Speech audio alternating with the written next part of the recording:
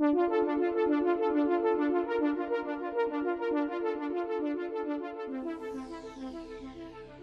right, so first look at surface strips with MeshFusion.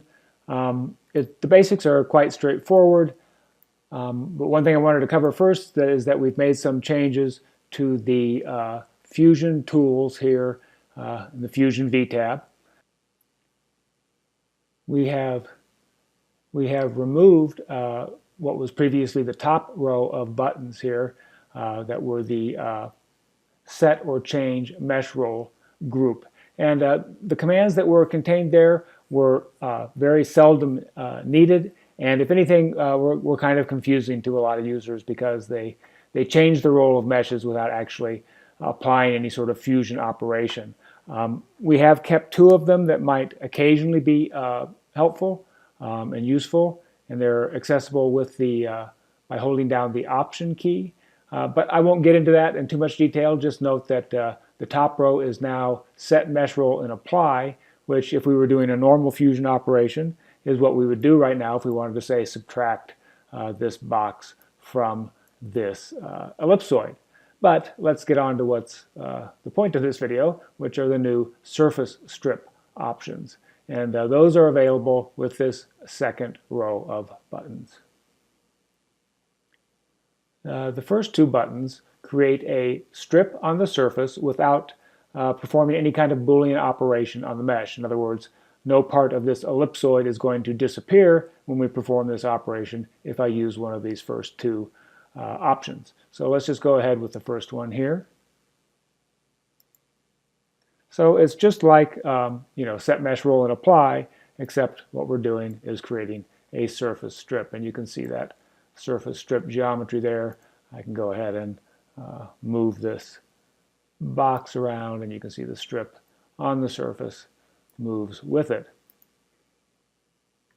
The operation performed by these first two buttons is essentially a subtraction, only in the sense that kind of at a low technical level it's a subtraction, and the reason that's significant is because it works like subtraction in the sense that you can apply it selectively to one or more primaries that you have in your fusion item. Here we only have one primary, but you can, again, just like with a subtraction, you can select one or more primaries along with the mesh you intend to create the surface strip with and apply it to those selected primaries.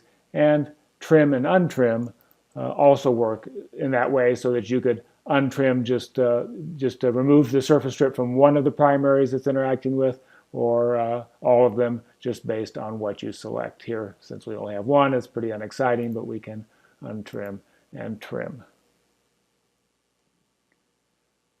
The only difference between this first option and second option is in the way that it treats the mesh topology when you have two strips that intersect.